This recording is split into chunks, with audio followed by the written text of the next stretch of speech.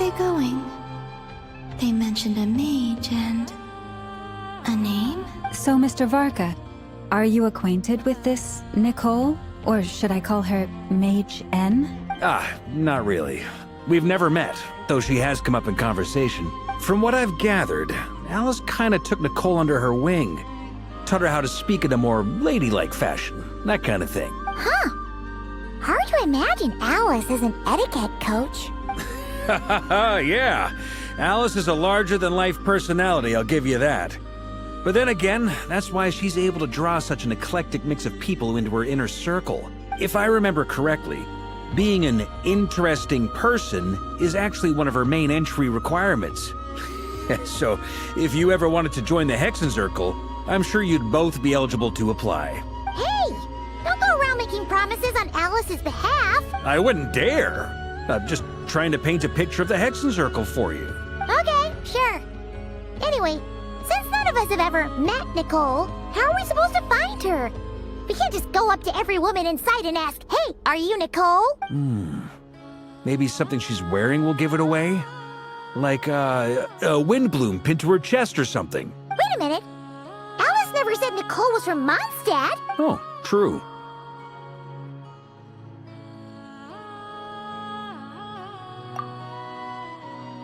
That would be... this young lady, then?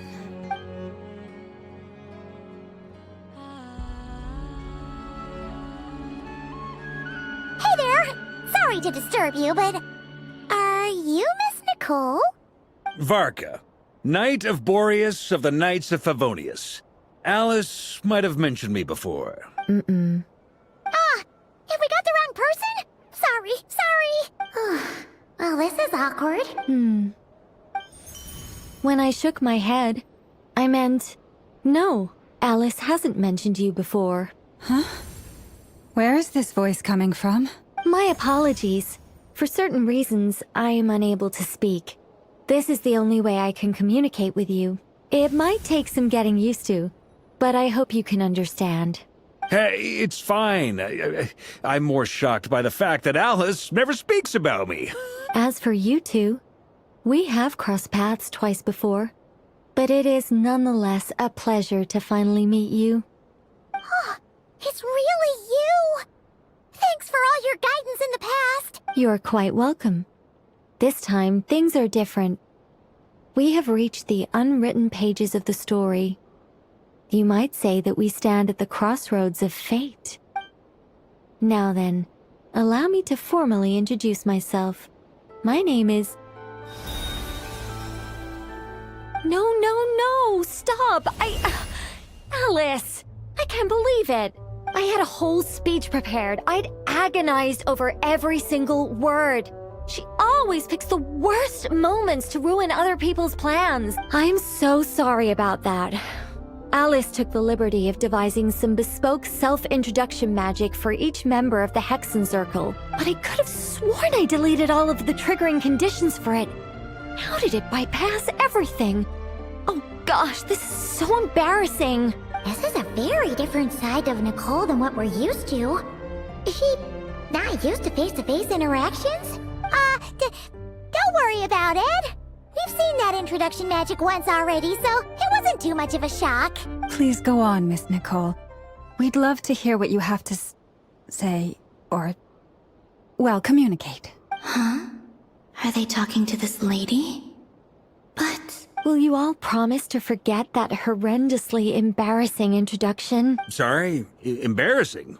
When?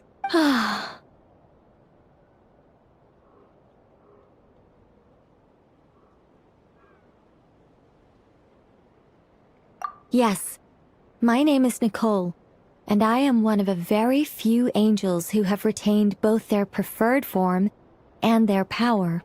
The Traveler and Paimon should be no strangers to this concept. There is another of our kind in Natlan. They call her the Lord of the Night. Right! Paimon remembers her. Yes. Well, I have retained more of my power than she. It's because I don't have a long-term duty to fulfill. To be more specific, no. We'll be here all day if I get into the specifics. Moving on. If I'm not mistaken, you are here because you wish to learn how one might reach the moon beyond the sky. That's right. Is that something you can give us any guidance on? Yes, I do know a way. It began with the Hyperboreans, who lived after the War of Funerary Flame. Blank looks. Maybe I should start with the background of the war, or maybe not. It shouldn't be an issue. I'll fill in the gaps for you when we have more time. Anyway, after that war ended, the three moons retreated to beyond the false sky. The Hyperboreans were humans I once aided. They accepted the civilization and creations bestowed upon them by the angels. But despite accepting many blessings of the angels, many among them still held on to their faith in the moons. They were reluctant to accept the new order, even after the War of Funerary Flame. They sought to contact the moon goddesses beyond the sky and receive their guidance. But all three had passed away by that point. This mage has a unique method of communicating. Is she talking about the moons? Yes, but they did not know. And so, still they prayed for the moon goddess's mercy. After building titanic structures that consumed vast amounts of Kuvaki, at last they glimpsed the moons and heard their voices. But of course, they were gravely disappointed. For it was then that they realized the three moon goddesses were dead. Oh, that's such a sad story. It is. Humanity was in a very sorry state at that time. The angels who had once aided them were gone, and the War of Funerary Flames had left them homeless and destitute. Just a second, I gotta ask. How relevant is all this history to the task at hand? Well, I mean, it's... Okay, it seems we've drifted into irrelevant narrative waters. It's been a while since I've had the chance to speak inside someone's head. As soon as I got started, I lost control, and the words just flowed out like a waterfall. What I'm trying to say is... Right, yes, that's it. The relevant part is the ritual created by the Hyperboreans. The fact that they bypassed the false sky and saw the true moons implies that they successfully built a connection between Tevat and the outside world, which means, with enough Kuvaki and a sufficiently stable connection, it should be feasible to send one person over the border. Okay, so they built some kind of portal? Oh, yes. A portal. Yes. Is something wrong? You sound disappointed. I just didn't expect you to summarize it so well. It turns out I could have said all that in one word, if only I'd managed to think of it. No, please, it's fine. This is invaluable knowledge. I'll be sure to record and preserve everything in writing. Oh, really? Well, in that case, I suppose I could backtrack and add some more detail. I did gloss over a few things so far. Whoa, time out. Let's summarize what we've got first. The Hyperboreans were the last ones to use this method, right? So we somehow need to find whatever structure they built and make sure there's enough Kuvaki to power it up. Luckily, we have the moon marrow of both the eternal and iridescent moons, so we're all good for Kuvaki. Which means the key issue we need to focus on is finding the place. Am I right so far? Yes. Although I expect the structure is long gone by now. That said, what if we could take advantage of the phantoms to travel back to a time when it still existed? Well, travel back isn't quite accurate. It's more like we'd be creating a handshake between 2 points in space-time. We wouldn't even have to pick a time when it still existed. It could just be a time when it still appeared in phantom form via projection, or we could project our own phantoms, fold them together at... You look lost. Was that too hard to follow? Yeah, things got a little, technical there. Paimon's brain is reaching capacity. All right. Let me think about how to put this more simply. Okay, got it. Over the next few days, I'll search for phantoms that we can use. Once I find one that meets the criteria, I'll let you know and we'll regroup. By completing certain rituals, specific individuals will be able to enter the Phantom and make it to the Hyperborean structure. If everything checks out, and it looks feasible, we'll just need to wait for Moon Prayer Night, and we can send the Moon Goddess back home. I'm really skimping on the detail here. Is this— I think so. For now, we'll just wait to hear from you. Yes? Basically, yes. Great. Counting on you. In the meantime, we'll focus on finding the Moon Goddess's name. My name? Are they looking for a way to stop me from disappearing? Excuse me, Miss— Go on, Miss Nicole. This conversation was a little all over the place. I didn't catch your name. I am Lauma, of the Frost Moon Scions. Ah, I did wonder. I noticed that you listened very intently when I spoke about Hyperborea and the moon's history. If you'd be interested, I'd love to visit you this evening and go through it again in greater detail. Also, if you were serious about making a record, it would be too risky to simply write down the raw details as is. I would suggest some tweaks. Maybe rewrite the stories as fairy tales or fables, perhaps even prayers. Anyway, we can cross that bridge when we come to it. So, see you later then? Oh, and no need to prepare anything. Just a cup of tea will do. See ya! She seems friendly. It's just... It's so nice to find someone who's actually willing to listen. I've been dying for a chance to finally go through all this systematically from start to finish. Any longer and I'd probably start forgetting it. Now Paimon gets why Alice told us to mind our heads. Ha ha ha ha! What did I tell you? A lot of quirky people in Alice's orbit. Now then, the next order of business is, where do we start looking for the Moon Goddess's name? Maybe the rest of what Nicole has to say might give us some clues. Once I've heard her out, I'll summarize the salient points and share them with you all. I'm also inclined to review our other documents. Yes, our faith was first established by our Hyperborean ancestors, but many of the more factually accurate records are from after Kuthar's birth. Sounds like we're gonna follow Columbina's journey through Devat, huh? In that case, we'll start by heading to the Frostmoon Enclave. Sounds like a plan. Take this with you. I'll see about getting in touch with the Fatui. It'll probably just be Arlecchino and Sandroni again. They're the only ones who would want to help. Thank you, Mr. Varka. Ha ha ha ha ha! Don't mention it. Honestly, I'm more comfortable dealing with the Fatui than prying into the details of a young lady's childhood. Catch you later. I should follow them, just in case there's some way that I can help.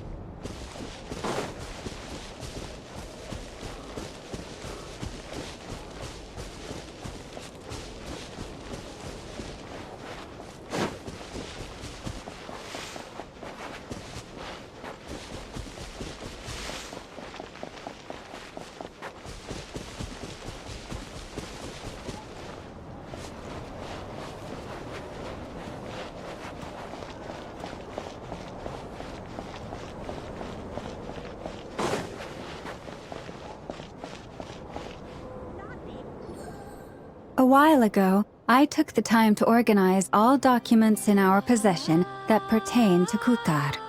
What you see here is the material I consider reliable. You're saying there's unreliable material too? Yes.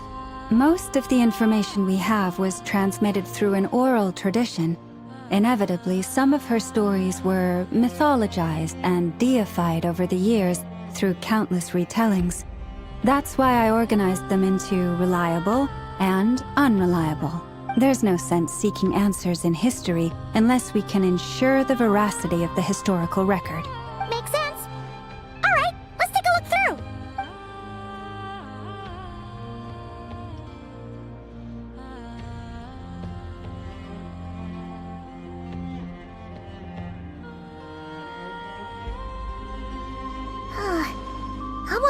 these records refer to Kutar instead of Columbina. Although neither of those is her real name. Paimon's not sure what point she's trying to make. What we can gather from these records is that the Frostmoon Scions worshipped her as a god, placing impossible expectations upon her. I cannot fault them for their earnest faith, but for all their devotion, worshipping her day in, day out changed nothing. I imagine that none of it resonated with Columbina.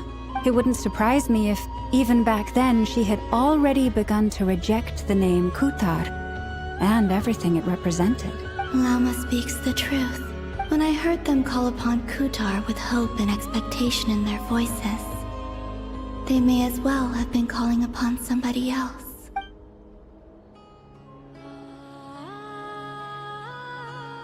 Well, that's a bit complicated. I looked at the level of detail, perceived authenticity, prose style, and how realistic their portrayal of Kutar seemed to be. Amongst the Frostmoon Scions of today, only I know of her existence, and I alone have spoken to her face to face. As such, I know that there are certain things she simply would never do. That being said, I have sensed some changes in her lately. Changes? Me? Seems like this is getting us nowhere. For what it's worth, why don't we check the unreliable sources too? Sure. Give me a moment.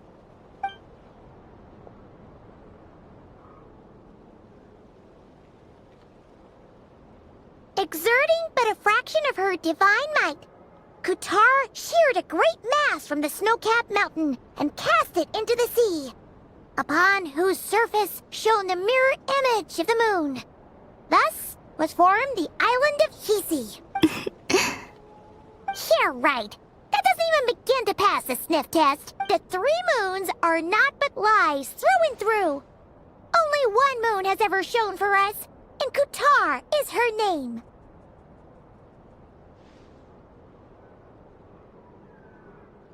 The vast majority of ancient texts are filled with fanciful tales like these. I trust you understand my criteria a little better now. Kutar did not speak, merely gazing into the distance in silence. And where her gaze landed, this was her prophecy. Clearly, whoever wrote this text never even met Kutar. Otherwise, they'd know that her eyes are always closed. What about you, Traveler? What are you reading? Come on, let Paimon see. The child wished to build a wooden nest with which to shield a fledgling bird from the cold. But being so young and lacking in strength, the child could not snap the branches from the tree Kutar was passing by. Upon seeing the child, she summoned forth the Kuhenki, who built a beautiful nest for the child. I remember that. Not knowing the meaning of Kutar's divine intervention, the child dared not to respond, and thus ran home to call their parents. But Kutar was gone. The moon chanter declared the event a miracle and took the nest as a relic, placing it on high for all to see. The child was named as one favored by the goddess and was greatly respected amongst the people. Yet, no further miracles were bestowed, and this matter was forgotten in but a few years. Any thoughts after reading that?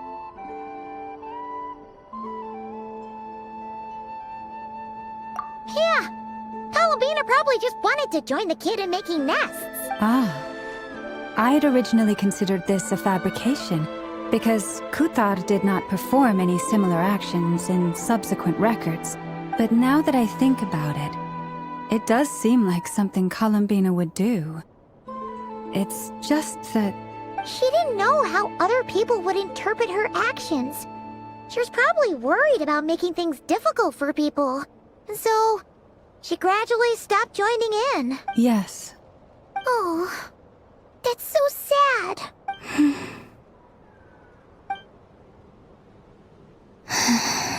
And now, I can make no such gestures of warmth, even if I want to.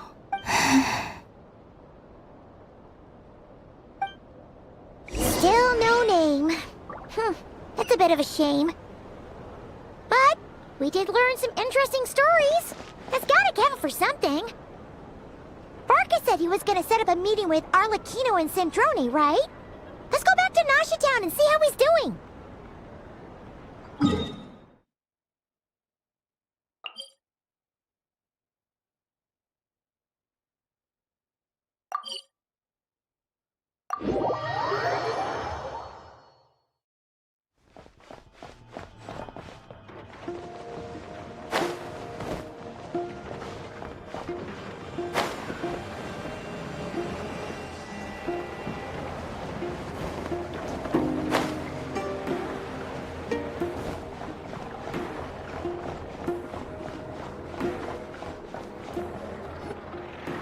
Let's see.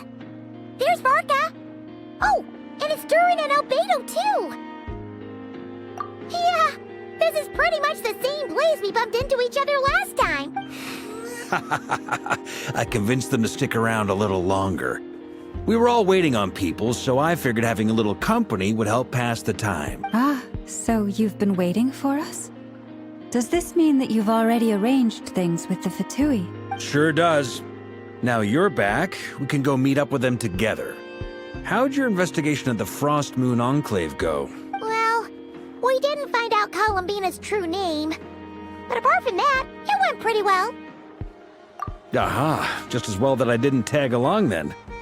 I'm sure our moon goddess wouldn't want every man and his dog knowing all about her private life.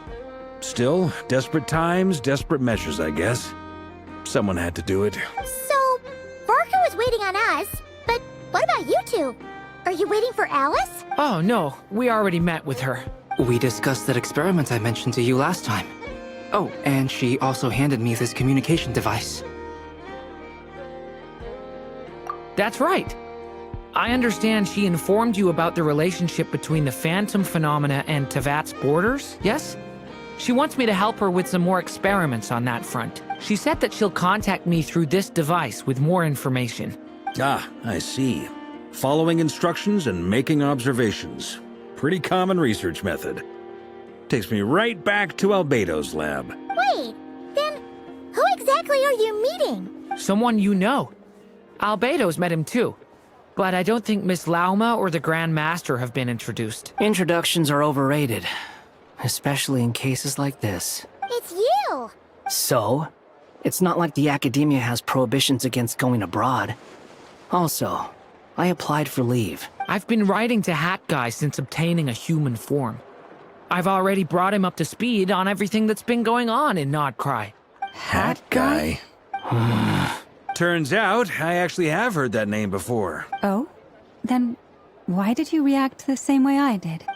I only knew the name, not the fella. But since we're all here, let's do some introductions for what it's worth. I'm Varka, Grand Master of the Knights of Favonius. Lauma, Moon Chanter of the Frost Moon Scions. And I'm a Driosh from the Vahumana Darshan of the Sumero Academia. Hat Guy, good to see you again, Mr. Guy. I believe we last saw each other on the boat ride here. Mind you, the only reason I came here is because there's someone I want to look into. Who's that? The Doctor, also known as Dottore, second of the Fatui Harbingers. From the tone of your voice, it sounds like there's bad blood between you. I was reviewing our archives and noticed that a lot of information about him was missing. Left a bad taste in my mouth. That's all there is to it. Dottore, or Zondique, as he was then known, once studied at the Academia, but he got kicked out before he could graduate. So the Harbinger's #2 man is a college dropout? How embarrassing for them. Last we heard, he was planning something. We actually heard that a few times before, even coming to Nocturne, but we haven't seen a trace of him since we got here. He only appears when something interests him. For all we know, he might have left already. But the fact he did something here at all is worth noting. It'll fill a couple extra lines in his file. Why does it sound less like a file you're writing and more like a criminal record? Anyway, we were just about to meet 2 of the other Harbingers. Want to come along? You might learn a thing or two about him there. Sure. even though they're harbingers. Well, they're old acquaintances of ours, so, you know, when you talk to them, try to... I got it. The Frost Moon Scion's relations with the Fatui remain tense. Forgive me if I do not attend. In that case, we'll continue assisting Miss Alice with her experiments. Good stuff. Everyone's having a fruitful time. All right, we better get going. I'll lead the way.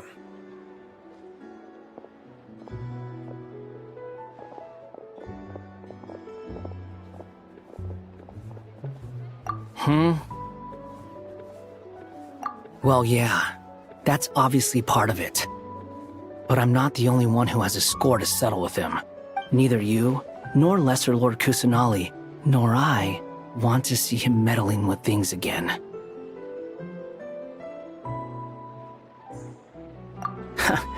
What's the hurry? Don't worry. Pigeons always know which way home is.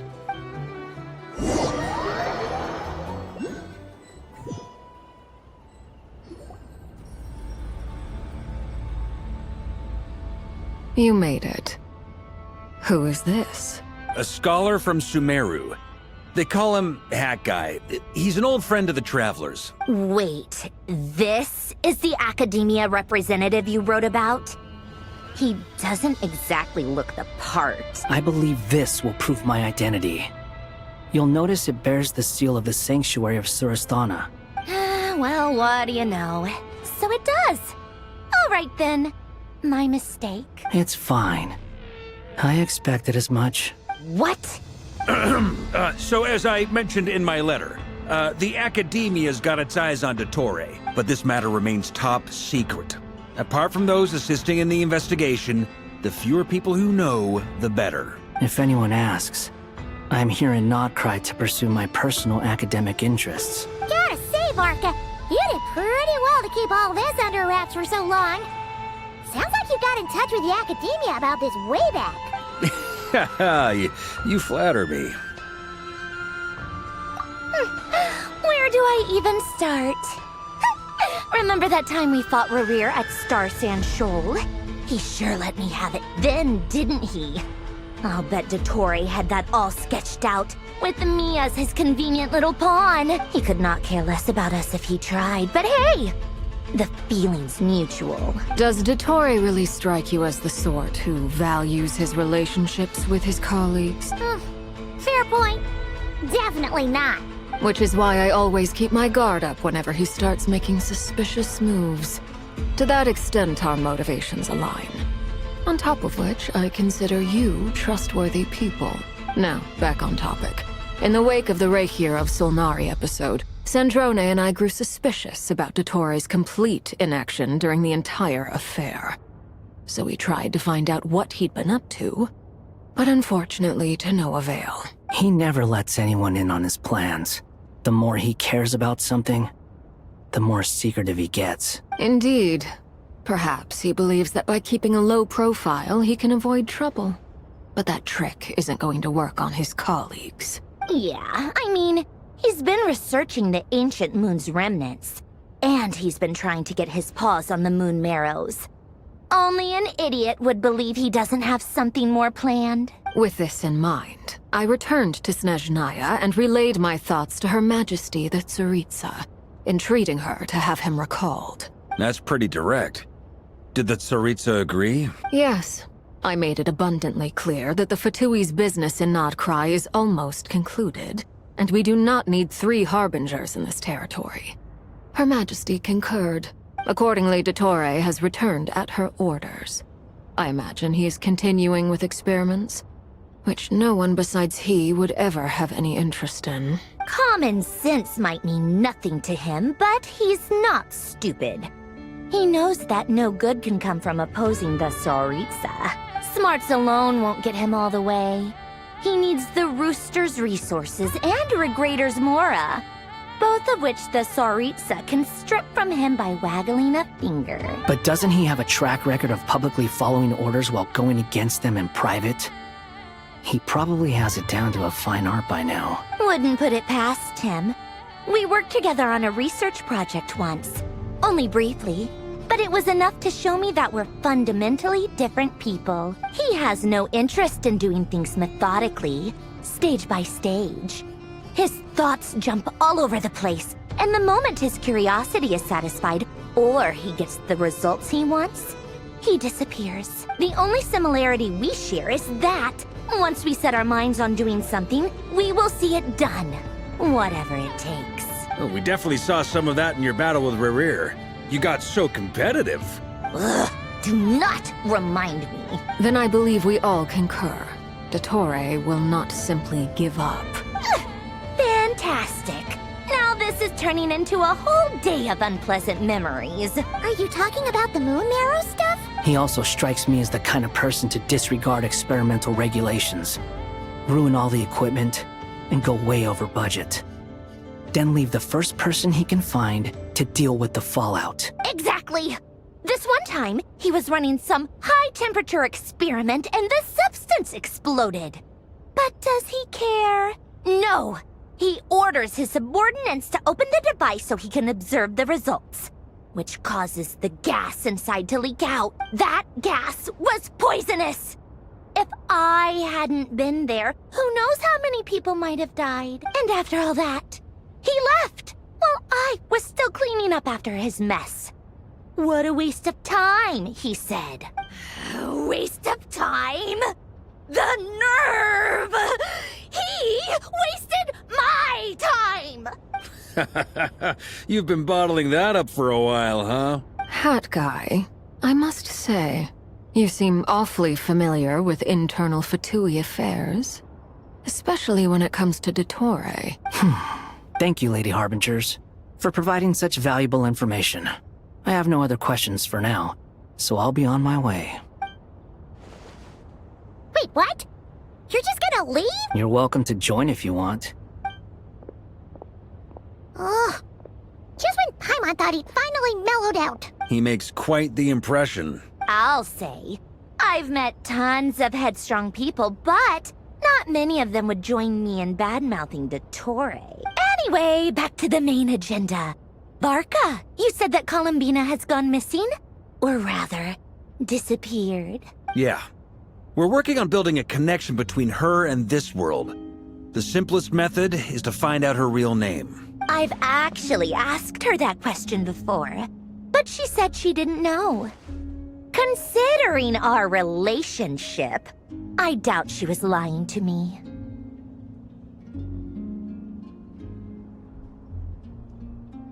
As far as I recall, she was never dispatched by Her Majesty to claim a gnosis or anything like that. That Tsaritsa's plans had long contained a place specifically for her. I always thought that was weird. What could she do that the rest of us couldn't? Knowing what we do now, it's probably something related to Kavaki, right? More than likely. When she first arrived, Columbina would often go to Her Majesty and ask when she could start the task assigned to her. But Her Majesty always gave the same reply. The time has not yet come. So she spent her days in Snezhnaya doing basically nothing. The Tsaritsa has summoned a beautiful blind maiden to be a harbinger, giving her the third seat by virtue only of her enchanting voice. It was a dumb and stupid rumor, but the reality of the situation made it hard to refute. And what happened after that? I imagine she stopped caring. She no longer seemed to care why she had been recruited. And Her Majesty never gave her any missions. So she just continued to sing in the flower garden. For my part, I was busy. So busy, in fact, that watching someone be that idol had me fuming. But still, I got the sense that she had long been used to a life of other people claiming she was needed when she wasn't. I just felt that having a place to stay would cost me something eventually. And so I waited quietly for the day that I would have to pay the price. And on the other end of that spectrum, you had me. Someone once told me that I had the lousiest work and the toughest luck. That's a good way of putting it. I forget who said it, but those words have always stuck with me. But you've done your job exceptionally well all this time. What is it? Something come to mind?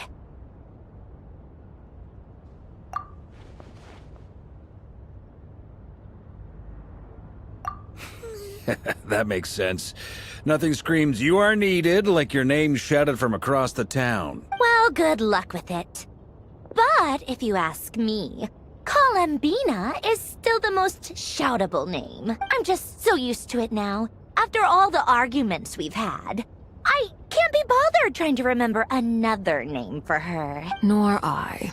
Sandrone. Harlequino.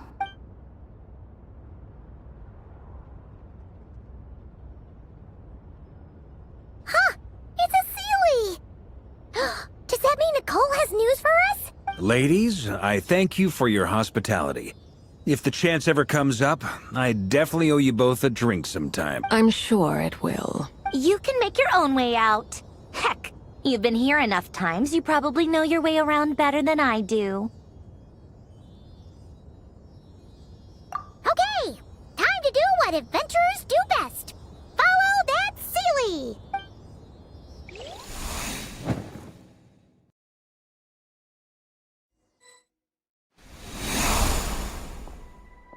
Here you are.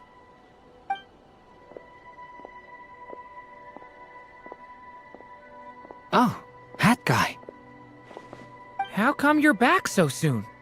Did things go all right with the Fatui? Fine. Dottore been summoned home by the Tsaritsa. Couldn't get much more than that. How about you? Any progress with the investigation? Unfortunately not. We've tried everything. Different phantoms, different locations, different points in history. But the results were the same each time. Abyssal monsters roaming the land. People crying out in despair, with no hope of being rescued. Every time I see it, I can't help but think, is this what it was like in Mondstadt when Dragonspine Durin attacked? And if I fail in the task I've been given, will I create yet another tragedy? That's just meaningless speculation. When we encountered similar phenomena previously, I tried to interfere with those illusions, using sounds and lights to guide them. However, we could not change their fates. At most, we were able to extend their existences. The events of the past are like fate that has been written into Irminsul. There isn't a living thing in Teyvat that can escape its past. But Miss Alice instructed us to try to find ways to change the outcome that these phantoms face. It's an impossible task. Can't you just refuse? Since she asked us to do this, I feel like it can't truly be impossible. Or if it is, well, mages can make the impossible possible. I could not have been born as Durin otherwise. But you also said that your past 39 attempts were fruitless. That's true. But you are still going. Yes. After this many futile attempts, surely you realize that you're not doing this because you still believe what some mage told you. It's because you want her hypothesis to come true. It's something you wish for deep inside. So, think for yourself about what you want to do. As long as you don't believe it's futile, it isn't. Yeah. Previous experience indicates that we cannot touch the phantoms, which limits the effectiveness of our interventions. If we want to clear this hurdle, we need to break this rule somehow. Same thought here. Following the same rules means repeating the same failures. Reducing ourselves to mere playthings of fate. So you mean we need to figure out a way to make contact with them despite knowing that we can't? Yes, and I suspect that's something only you are capable of. Everything in Teyvat is logged in Irminsul. But the withering that once occurred in Sumeru was a sign that the Great World Tree was being corrupted. This corruption allowed things that should not have existed in Teyvat to appear. This is tantamount to rewriting reality to an extent. You're saying abyssal power might be able to affect those phantoms? No one's ever tried it before. If you're gonna try it, it'll take courage. And you have to be confident that you can control it. Is anyone there? Has anyone seen my daughter? She's missing. I have to find her. I hear someone inside. Spargana? Are you in there? Ah! If I can use my abyssal powers to warn him that there is danger here, maybe it'll change his decision. Maybe he'll stay away. Yes. The important thing is not the nature of the power, but rather how you use it. To intimidate and obstruct. Sounds about right for the Abyss. Let me try. I should be able to influence that thing. Have you seen a little girl? What? This isn't the time for that! Just run!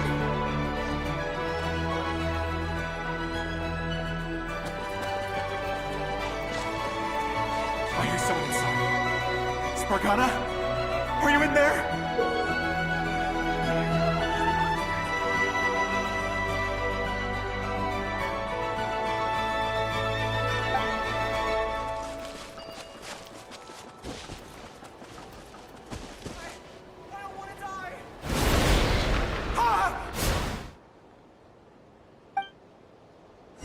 Have you seen a little girl? What? This isn't the time for that! Just run!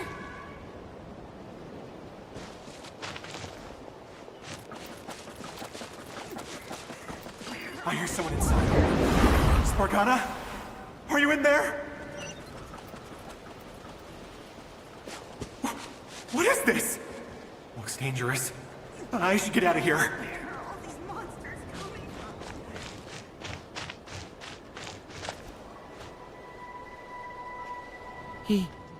He really left.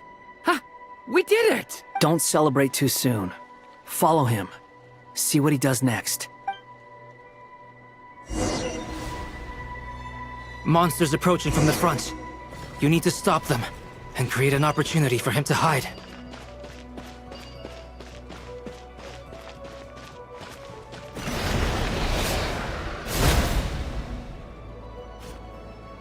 Help me!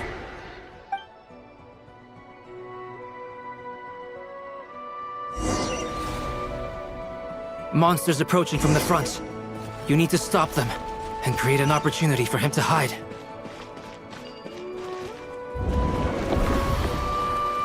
No! There's monsters ahead!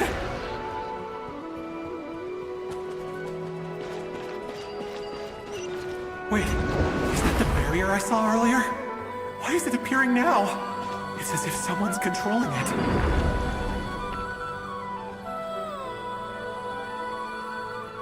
The monsters are gone. Is it safe now?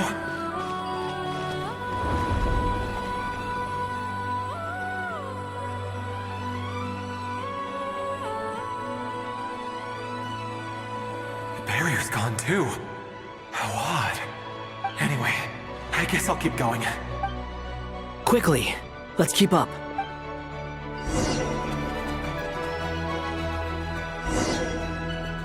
Wait, there was someone else here? Don't go any further. We've got anti-monster traps laid out everywhere. But my daughter must just be up ahead. I have to go. This way's blocked.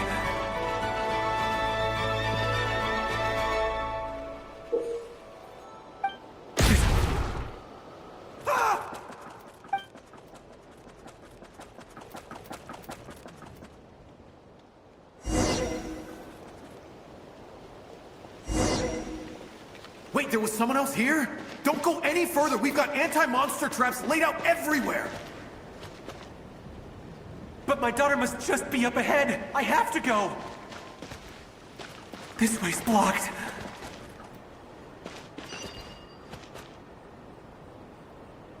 We might be able to use the explosives over there, but we need to take care not to hurt him. I'll use the barrier to keep him at a safe distance. This barrier seems to be helping me somehow. Hey, wake up! Oh, no good. Gotta keep moving ahead.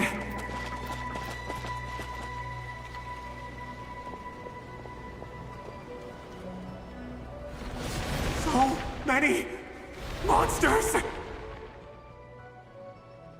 There's still a chance, Durin. Use the traps.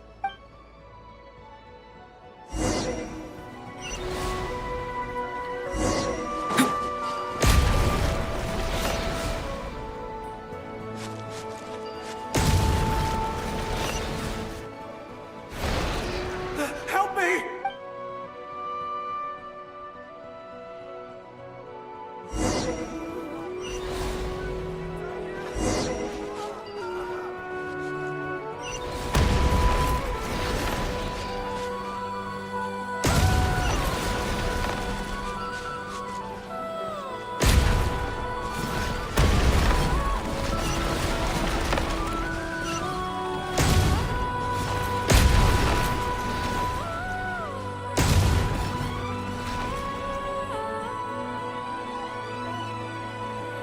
This is a new development. I've never seen this happen before. We might just be able to save this person.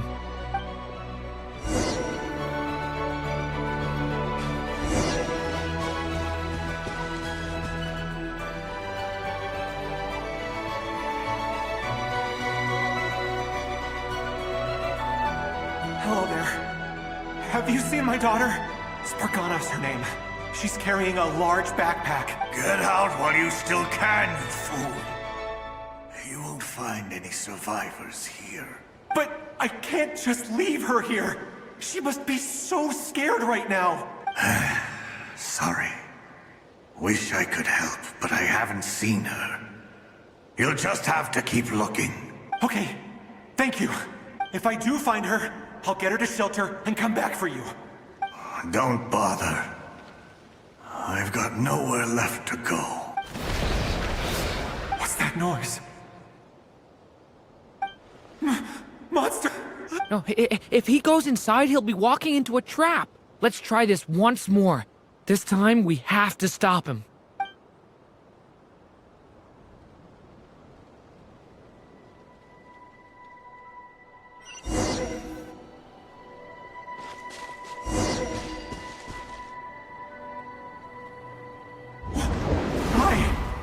How will I know where Spargana's gone like this?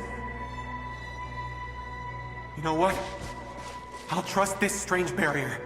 It's gotten me this far after all.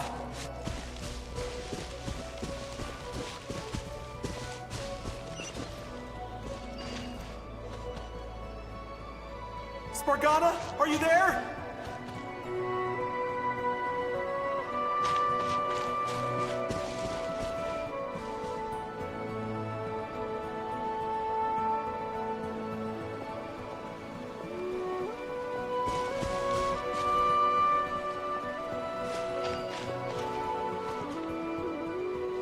What? What's this? Hey! Let us out!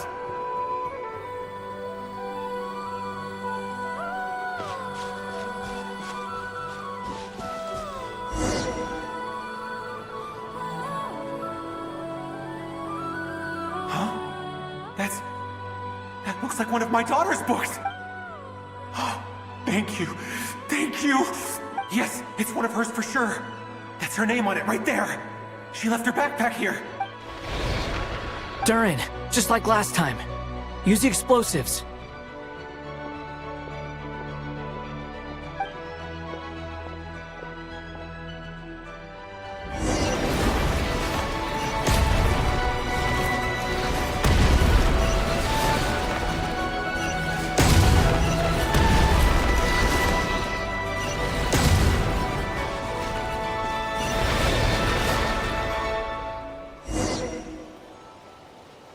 It won't work.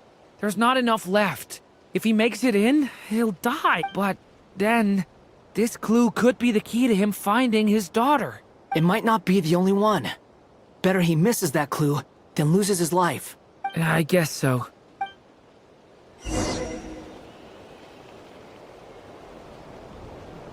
Stop him, Durin. We can't let him get any further in. That's my daughter's book! She's passed this way! Why? I've searched and searched and searched just for this! But how will I find her without any clues? I no longer have anywhere else to go.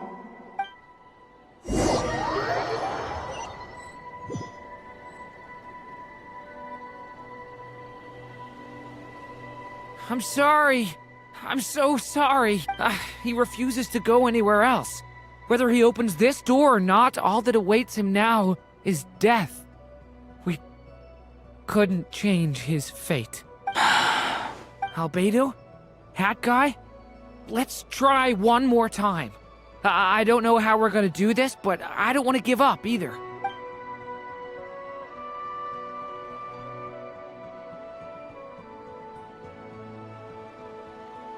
Why am I here? What's going on? All these scenes running through my head. Where are they from? Huh? What's going on? His reactions have changed. How many times have I... What's happening to me? Huh? Wait. Who are you? You can see us now? I feel like I always could, but that I only just realized you were there. I'm sorry, I don't know how to describe what I'm feeling, but you were the ones guiding me using that marked barrier, right? I haven't done anything yet, but those monsters, those deaths, they feel like memories. Like things I really did experience. I won't find my daughter. In fact, I'll ultimately die trying to find her. Isn't that right? Well, no, it isn't. Yes, it is. Even so, we're trying to find a way out of this. You've not seen my daughter either, have you? It seems she really isn't here. I'm sorry we couldn't help you. I'm just... tired. Maybe this is destiny. Maybe it doesn't matter how hard I search. How long do I have left? Experience says 15 to 20 minutes. 15 to 20. Thank you for all your help. Let's rest a while. You look exhausted too. Now's not the time for you to start pitying us. It's not pity. I'm just realizing that I've only got 10 or so minutes left. You know?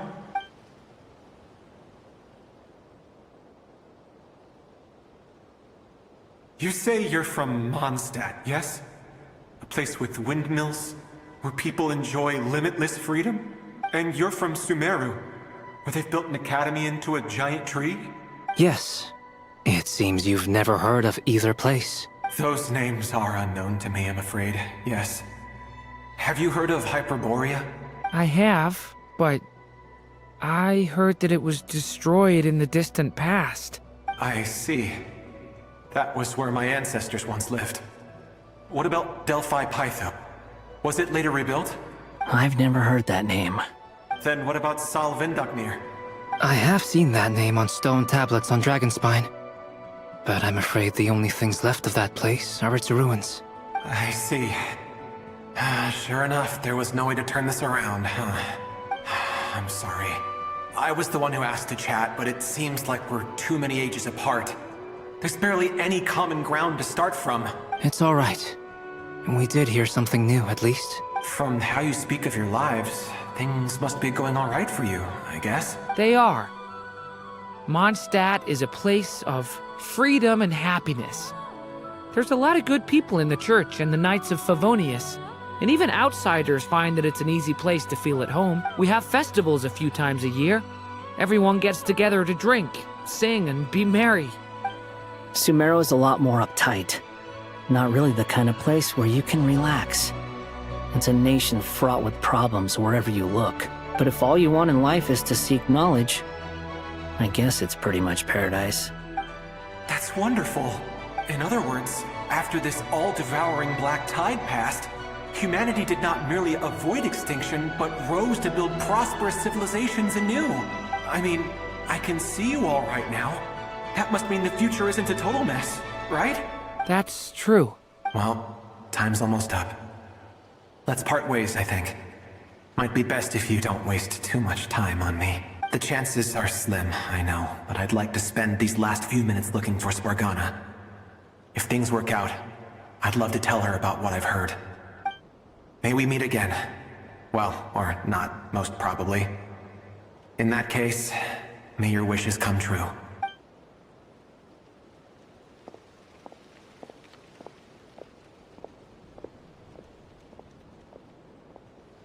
He's gone. In a few minutes, he will meet the end that was his to begin with. The ending of this tale did not change. But I believe that we've just made the most progress we have yet. May your wishes come true. If only it were so simple. Hat guy, could I ask you a question? You've never talked about your past. It seems complicated, and it weighs heavily on you, too. Would you be willing to tell me about it? I mean, sometimes it's better to get things out in the open. Take that guy we try to help, for instance. At least he said goodbye with a smile, right? I know about Albedo's past. Our experiences are very similar, and he created me. As for you, you're my first friend, and you've witnessed every step I've taken. But by comparison, I know nothing about you. Either way, I mean, we're still best friends. But if I knew more about you, I might understand your thoughts a bit better. I've told you about myself. I'm a student at the academia. And what did you do before that? Prepared for the entrance exam? All right. If you really don't want to talk about it, I won't press you any further. I was a puppet built from the branches of a white tree, using technology left behind by the Conrian schools of mechanical engineering. A white tree? You mean an Irminsul tree? Yes. A branch of Irminsul that was once connected to the main tree. So you had a human creator too? Yeah. But my creator abandoned me after deciding that I was a failure. After that,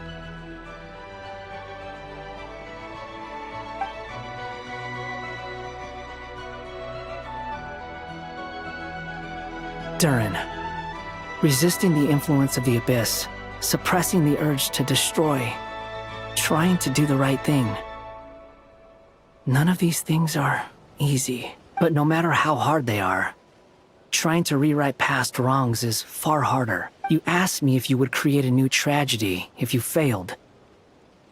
I told you there was no point speculating about that, but the real answer is, yes, you absolutely will. Hat guy. But at least you've got people here to help steer you away from the wrong path. So, just keep aiming towards the light. I will. I promise. All right, break time's over. Hello? Durin speaking. Hello, friends, it's me. What have you been up to, I'm detecting some unmistakable fluctuations here at the border. The amplitude isn't particularly high, but they're completely different signals from the ones before, and the scale is comparable to those I've detected previously. Alice, we were unable to save that person. However, he appears to have retained a portion of the memories gained through that cycle, and was able to hold a conversation with us. I see. Well, that is rather odd indeed. It definitely merits further attention. Could I trouble you to keep trying the same approach? I need to gather some more data. Counting on you. I should probably have Nicole come and check this out as well.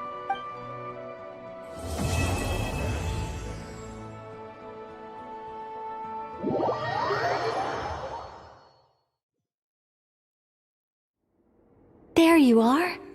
I was worried you might stop to collect treasure chests opened by the Seelie along the way. It would have taken you so much longer to get here. Another conversation I cannot hear. I am delighted to see that you understand what takes priority, and that your adventurer's instinct has not swayed your resolve. Really, I must applaud you for it. You should know. Paimon's head. Okay, I'll try and keep it short. My senses are telling me that this is where we shall find the entrance to the ruins. Oh, cool! Well, what are we waiting for? Let's open it up and see! Patience. This was a sanctuary of great importance to the Hyperboreans. A special process is required to open the gate. Oh! Like the place that housed the Eternal Moon's marrow? Okay, so what's the plan? Need us to do anything? And just the short version, if you can. Ah. Alright then. I was planning to start with some background on the invention of these techniques. Are you sure you don't want to hear it?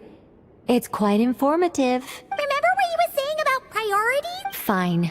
Simply put, we need 3 human representatives to successfully undergo a process of Kuvaki resonance. Think of it as a test from the 3 moon goddesses to see if the entrants are qualified, with the most recognizable qualification being Kuvaki. Pretty sure Lauma would ace that test. Oh, wait. But we need 3 people. I also have no doubt that the Moon Chanter would be qualified. But we would need 2 other people with the same constitution. Therefore, the most feasible method is not so much to follow the rules, but to figure out how the test functions and find a workaround. I've done some research, and it turns out the mechanism is rather crude. We'll simply need humans to stand before it who have sufficient Kuvaki energy within them. I'm with you so far. How do we get the Kuvaki in them?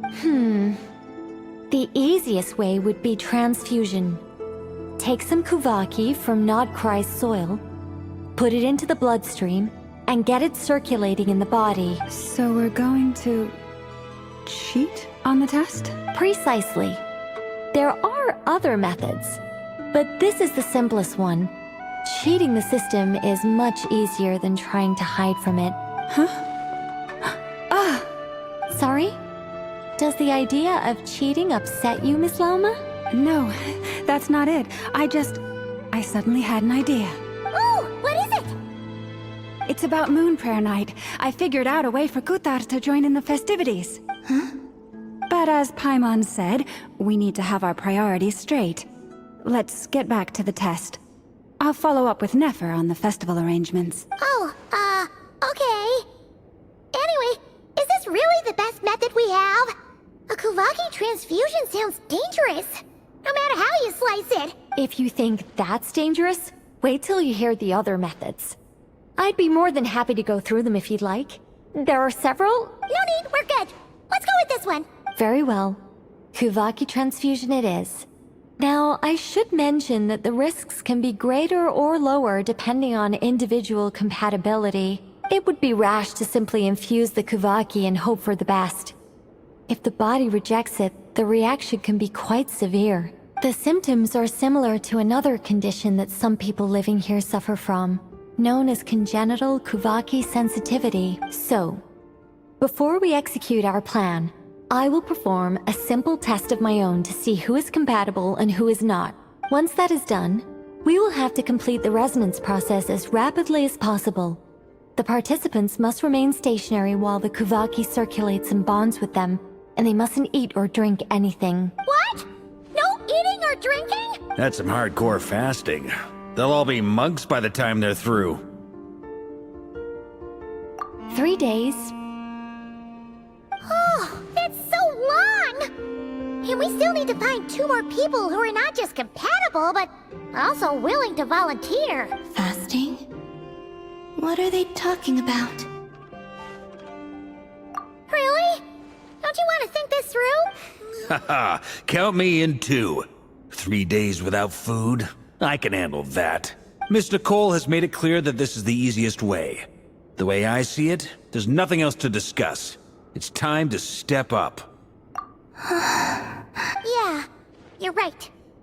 In that case, Paimon volunteers to be captain of logistics. She'll keep the fires lit and grab some spare clothes to keep you comfortable. Then we'll start with you first, Traveler. Please step forward.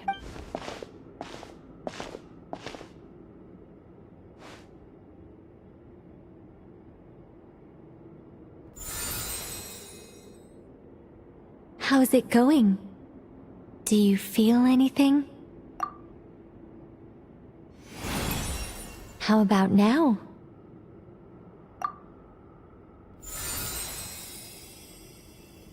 And now?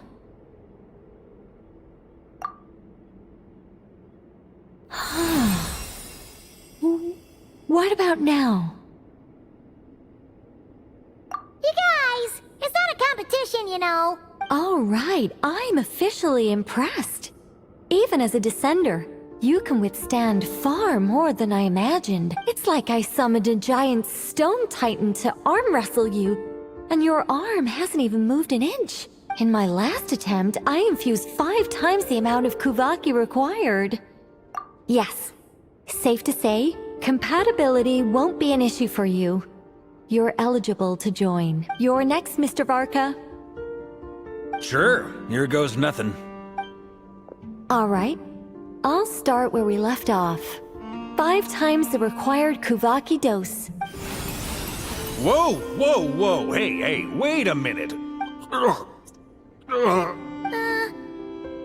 it going?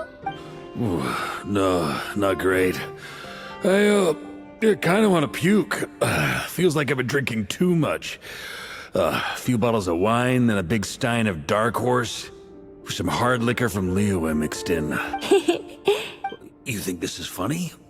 I just lost to a young lady in an arm wrestling contest. I'm never gonna live that down. My apologies. I'll lower the concentration and try again. Oh. How's it going now?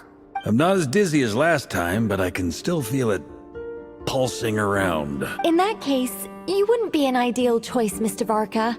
Let's try someone else. Okay. Let's go ask some of our other friends then.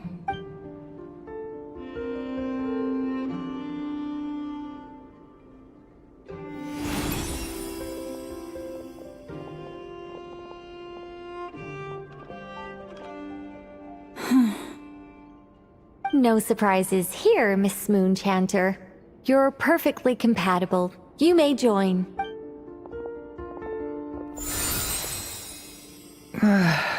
I'm getting a slight headache.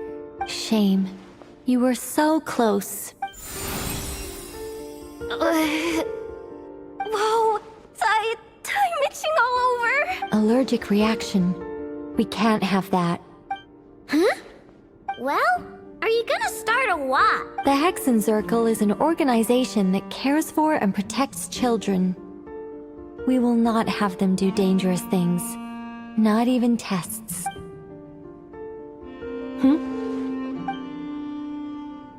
Is something the matter? The candidates have to be human.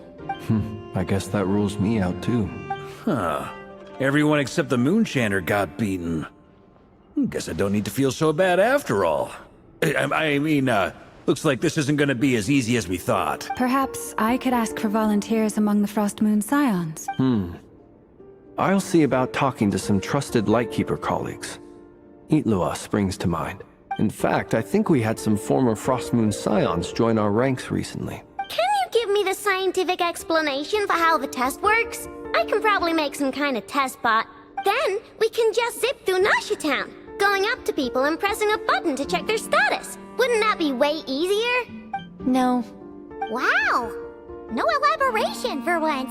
How about I contact the Knights of Favonia's garrison in the Wave Chaser plane? Shame that Lohen's already left. And that guy's even tougher than I am. Strange. The moon goddess is clearly revered by many people. So why is she on the brink of disappearing? She mentioned that the world has rejected her from the very beginning.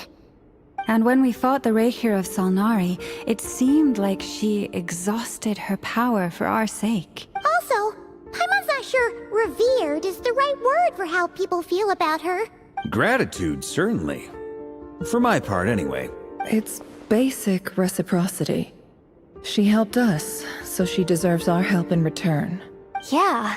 Even though she looked like she didn't care, she still saved a ton of people, including me. A review of the relevant data leads me to conclude that Miss Columbina is a good person. Yep, you bet! They really think so? I'm super surprised that Columbina isn't her actual name, though. I think it really suits her. It's light and graceful and... yeah, just a really pretty name. I know, right? Unfortunately, that's not our decision to make. Columbina. That was the code name the Fatui gave me. But it also came up in the song I heard when I was born. But... is that really all there is to it? What do I truly think of my own name? Is there anyone left who will still call me by that name?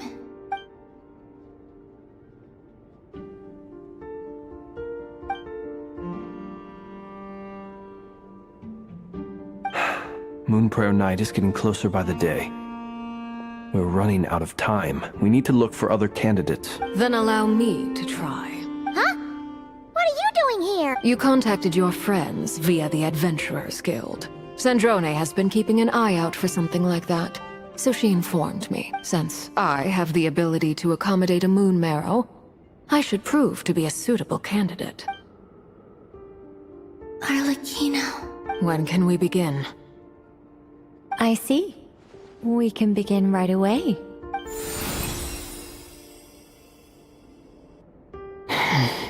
How was it?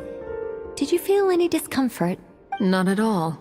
Then it seems we shan't need to look for additional candidates after all. Great! Cool. Alright, like Paimon said, the rest of us can take turns making sure the three of them stay warm and comfy. Then, my job is to take care of the caretakers. I will ensure everyone receives food and accommodation. I'm ready as well.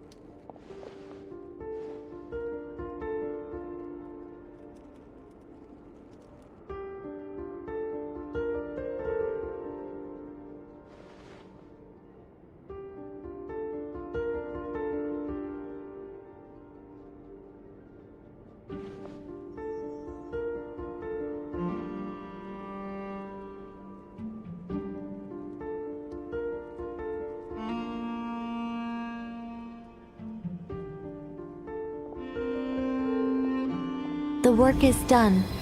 The sacred scroll shut. The stars grow dim, the people silent.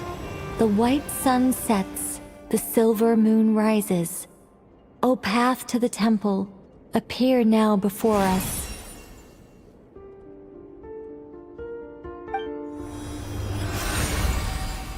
Wow! It really opened! So that's what all this is about. They've been trying to open this gate. Come, let us enter.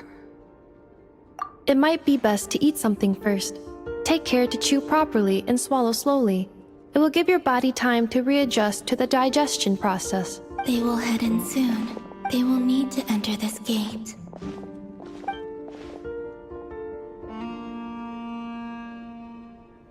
Huh? I cannot pass through.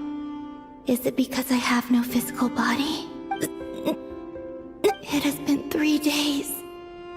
My strength. Can I really hold on until Moon Prayer Night?